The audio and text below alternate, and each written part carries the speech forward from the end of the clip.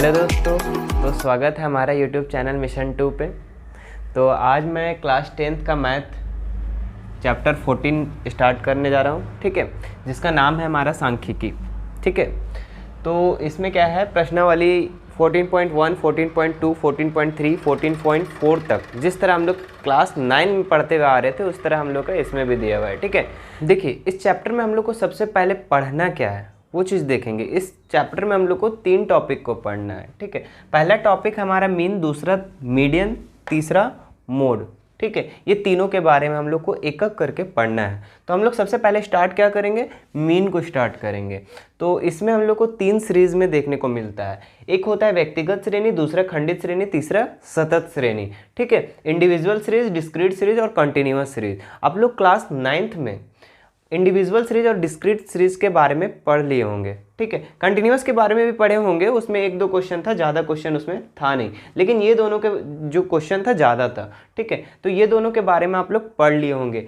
अब हम लोग क्या पढ़ेंगे इसमें, क्लास 10th में कंटिन्यूअस सीरीज के बारे में, ठीक है। तो सबसे पहले हम लोग ये दोनों के बारे में भी थोड़ा सा जान लें, ठीक है। तो एक एक करके हम लोग देखते हैं कि व्यक्तिगत श्रेणी में क्या होता था और डिस्क्रीट सीरीज में क्या होता था और कंटिन्यूअस सीरीज में क्या होगा, वो चीज़ को हम लोग देखेंगे, ठीक है। तो व्यक्तिगत श्रेणी में हम लोग का क्या रहता था ना, एक x दिया हुआ रहता था और उसका कुछ मान दिया हुआ रहता था, जैसे 2, 3, 4, 2, ठीक है। इस तरह करके कुछ दिया हुआ रहता था और बोलता था कि इसका माध्य निकालें, निम्न आंकड़ों का माध्य निकालें। तो हम लोग क्या करते थे कि माध्य का एक फार्मूला याद कर लेते थे, जिसका फार्मूला होता था हम लोग का माध्य इज इक्वल टू प्रेक्षणों का कुल योग बटा प्रेक्षणों की संख्या, प्रेक्षणों की कुल संख्या। ये हम लोग का क्या होता था, फॉर्मूला होता था, ठीक है। तो प्रेक्षणों का कुल योग हम मतलब कि क्या होता था कि सबको जोड़ देना है ना। तो यहाँ पे हम जोड़ देते हैं 2, 3 और 4 और 2, और प्रेक्षणों की कुल संख्या का मतलब क्या कि कितनी संख्या इसमें दी गई है, 1, 2, 3, 4। तो 4 से हम लोग क्या करते थे, डिवाइड करते थे। याद कीजिए, ये आप पिछले 9th क्लास में पढ़ लिए होंगे। 2, 3, 5, 5, 4, 9, 9, 2, 11, 11 बटा 4, ठीक है। ये हम लोग का क्या निकलता था, माध्य। इसका कोई पॉइंट में आ जाएगा, ठीक है। तो ये हम लोग का इस तरह हम लोग इसको पढ़ते थे व्यक्तिगत श्रेणी को। डिस्क्रीट सीरीज में क्या होता था, ठीक है, इसको भी हम लोग समझेंगे। इसमें एक वेरिएबल दिया हुआ रहता था, इसमें आपका 2 वेरिएबल दिया हुआ रहता था, पहला x दूसरा f, ये दिया हुआ रहता था और बोलता था कि निम्न आंकड़ों का माध्य निकालें। तो हम लोग कुछ एग्जाम्पल ले लेते हैं, ठीक है। 2, 3, 4, 5, ठीक है। इधर फ्रीक्वेंसी कुछ ले लेते हैं, 1, 2, 3, 1, ठीक है। ये कुछ एग्जाम्पल ले लेते हैं। यहाँ पे हम लोग क्या करते थे सबसे पहले कि इसका एक फॉर्मूला होता था, माध्य is equal to sigma fx बटा सिग्मा f, ठीक है। ये चीज़ होता था। तो सिग्मा fx आएगा कहाँ से, तो सिग्मा fx आएगा आपका यहाँ से, ठीक है। f इंटू एक्स दोनों को मल्टीपल करने से fx आता था। तो 2 1 जा 2, 3 2 जा 6, 4 3 जा 12 और 5 1 जा 5। अब ये जो आ जाता था fx, वही हम लोग नीचे में क्या करते थे, इसको जोड़ देते थे सिग्मा fx के नाम से, ठीक है। और सबको जोड़ने पे जो आता था, ठीक है, यहाँ जोड़ लेते हैं 6 2 8, 8 12 20 और 5 25, ठीक है। और सिग्मा f कितना होता है, जोड़ लेते हैं इसको भी, 3 6 1 7, ठीक है। इस तरह करके आ जाता। तो ये जितना मान आता था वहाँ पे हम लोग इसको बैठा देते थे और जो भी आंसर आता था वो हम लोग का ऐसे होता है, ठीक है। ये डिस्क्रीट सीरीज में हो गया। लेकिन अब हम लोग को क्लास 10 में जो पढ़ना है सतत श्रेणी के बारे में, कंटिन्यूअस सीरीज के बारे में। तो कंटिन्यूअस सीरीज में होगा क्या, इस चीज़ को सबसे पहले हम लोग देखते हैं। तो कंटिन्यूअस सीरीज में आप लोग को देखना होगा कि एक रहता है यहाँ पे क्लास इंटरवल, जिसको हम लोग बोलते हैं वर्ग अंतराल। क्या बोलते हैं, वर्ग अंतराल। आप 9th क्लास में भी 1-2 क्वेश्चन इसका सॉल्व किए होंगे, लेकिन यहाँ पे ऐसे रहता है, ठीक है। इसमें क्या होता था, 0 से 10, 10 से 20, 20 से 30। एक एग्जाम्पल ले रहे हैं, पूरा क्वेश्चन नहीं बना रहे। क्वेश्चन हम लोग अभी सॉल्व करेंगे इसको समझने के बाद, ठीक है। तो एक एग्जाम्पल ले लेते हैं। यहाँ पे फ्रीक्वेंसी दिया हुआ रहता था, ठीक है, 2 3 2, कुछ भी ले लेते हैं, है ना।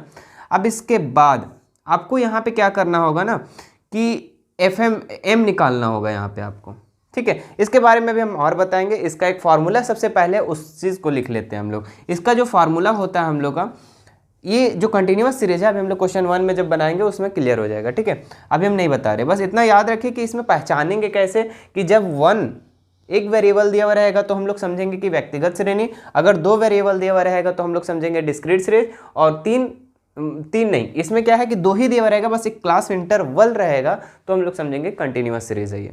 समझ में आया बात? ठीक है, तो अब अभी जो हम लोग पढ़ेंगे कंटिन्यूअस सीरीज, अभी हम लोग इसको ज़्यादा डिस्कस इसलिए नहीं कर रहे कि इस क्लास में हम लोग को इस दोनों को नहीं पढ़ना है, बस एक बता दे रहे कि याद आ जाए ये सब क्या था, 9th क्लास में आप क्या पढ़े थे। ठीक है, तो यहाँ हम लोग ये टाइप को हम लोग को पढ़ना है कंटिन्यूअस सीरीज के बारे में। तो आइए अब हम लोग क्वेश्चन नंबर 1 को सॉल्व करते हैं। क्वेश्चन 1 को सॉल्व करता हूँ। क्वेश्चन 1 क्या बोल रहा है उसको हम लोग सबसे पहले पढ़ते हैं। ठीक है, बोला है विद्यार्थियों की एक समूह द्वारा अपने पर्यावरण संचेतना अभियान के अंतर्गत एक सर्वेक्षण किया गया, जिससे उन्होंने एक मोहल्ले के 20 घरों लगे पौधे से संबंधित निम्नलिखित आंकड़े एकत्रित किए। प्रति घर माध्य पौधों की संख्या ज्ञात करें। ठीक है, आपका यहाँ पे कॉलम बनाया गया है। ठीक है, यहाँ पे दिखाया गया है आंकड़ा। ठीक है, डेटा दिया गया है। पौधों की संख्या 0 से 2, 2 से 4, 4 से 6, 6 से 8, 8 से 10, 10 से 12, 12 से 14, और घरों की संख्या आपका दिया गया है 1 2 1 5 6 2 3।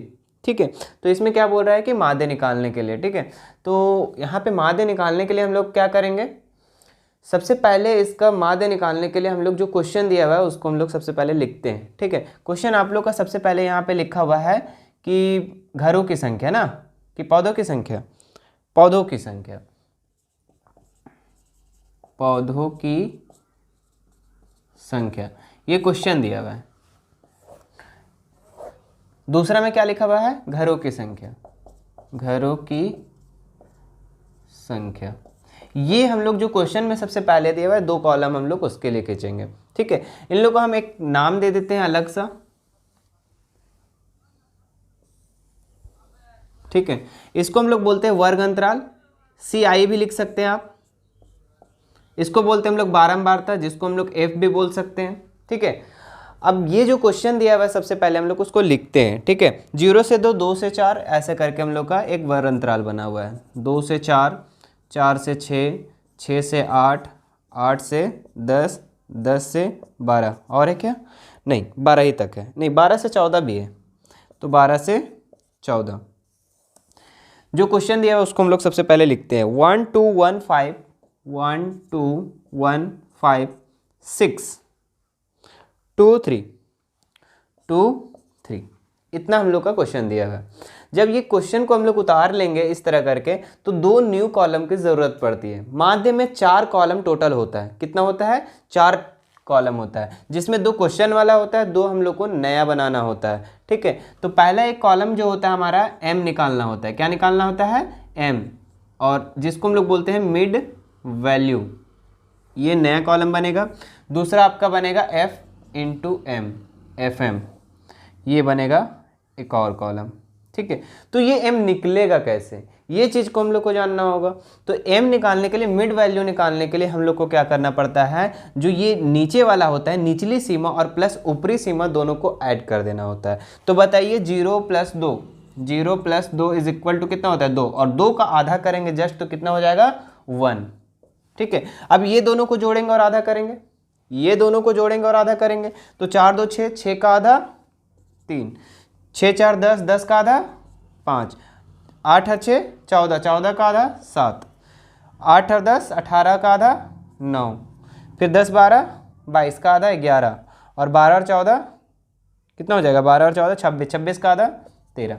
ये हम लोग का M निकल गया। समझ में आया? फिर से 0 और 2 जोड़ेंगे तो 2, 2 का आधा 1, 4 2 6, 6 का आधा 3, इस तरह करके हम लोग का मिड वैल्यू निकलता है।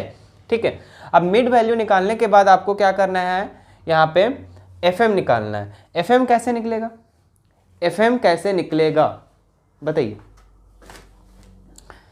तो अब यहाँ पे FM कैसे निकलेगा, ठीक है, FM निकालने के लिए F इंटू M, FM का मतलब होता है F इंटू M, तो 1 1 जा 1, 2 3 जा 6, 5 1 जा 5, है ना। चलो 5 7 जा 35, 9 6 जा 54, 11 2 जा 22, फिर 39। ये हम लोग क्या किए, मल्टीपल कर लिए। समझ में आ रही बात? ठीक है। अब हम लोग को क्या करना है कि माध्य का सूत्र आप लोग को सबसे पहले जानना है। ठीक है, तो माध्य का सूत्र क्या होता है हम लोग का, माध्य इस तरह हम लोग इसको डिनोट करते हैं x बार, है ना। तो इसका सूत्र होता है सिग्मा FM बट्टा सिग्मा F, ये होता है। तो इसमें दो चीज़ का जरूरत पड़ गया, सिग्मा FM और सिग्मा F। तो FM आएगा कहाँ से, देखिए FM है और ये सबको अगर हम जोड़ देंगे तो क्या हो जाएगा, सिग्मा FM। सबको जोड़ना होगा, तो सबको जोड़ने पे हम लोग का कितना आता है वो चीज़ को हम लोग पहले जोड़ेंगे। ठीक है, 9 2 11, 11 और 4 15, 15 5 20, 20 और 5 25, 25 और 6 31 और 1 32 का 2, हाथ बचा 3। ठीक है, हाथ बचा 3। ठीक है, 3 3 6 6 6 2 8 8 5 13, 13 और 3 16, 16 का यहाँ पे 16 हो जाएगा। 162 जोड़ने पे आ गया। अब ये देखिए, अब यहाँ पे क्या है, सिग्मा F भी निकालना पड़ेगा। सिग्मा FM तो आ गया, सिग्मा F कैसे निकलेगा, तो ये देखिए F जो दिख रहा है ना, तो सिग्मा F, सिग्मा का मतलब ही होता है सम। ठीक है, सबको जोड़ना। ठीक है, तो सिग्मा F मतलब कि F को जोड़ना। तो 2 और 1 3, 3 1 4, 4 5 9, 9 और 6 15, 15 2 17, 17 3 20। ठीक है, तो ये हमारा आ गया। ठीक है, अब यहाँ पे हम इस चीज़ को डायरेक्ट बैठा देंगे, है ना। तो 162/20 ये हो गया। अब इसको तोड़ेंगे, काटेंगे इसको, है ना। तो ये 10 से चला जाएगा 2 बार में, है ना। ये 81। अब देखिए 81/10, ये अब बहुत आसान हो जाता है। जब 10 और 100 और 1000 आ जाता है ना नीचे, तो बहुत आसान हो जाता है। कैसे कि एक पॉइंट दिया हुआ है ना, ये 0 दिया हुआ है ना, 0 के जस्ट जो 81 दिया हुआ है उसके पीछे एक पॉइंट के बाद खिसक जाता है। तो 8.1 हमारा आंसर हो जाएगा।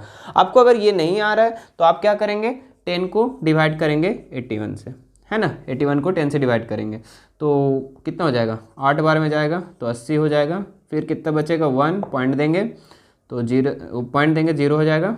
फिर 1 बार में चला गया तो 8.1। अब जैसे भी कीजिए आंसर आपका आ जाने वाला है। देखिए ये हमारा क्या है ना, इनडायरेक्ट विधि है। इसका 2 विधि से हम लोग बना सकते हैं, लेकिन एग्जाम में कहीं मेंशन नहीं रहता है कि कौन सी विधि से आपको बनाना है। बोलता है डायरेक्ट ही माध्य निकाले, तो आप ये विधि से निकालिए, बहुत आसान है। ठीक है, तो दोस्तों अगर ये हमारा वीडियो आपको अच्छा लगा हो तो लाइक ज़रूर कीजिएगा, सब्सक्राइब भी ज़रूर कीजिएगा और शेयर भी कर दीजिएगा। ठीक है, थैंक यू।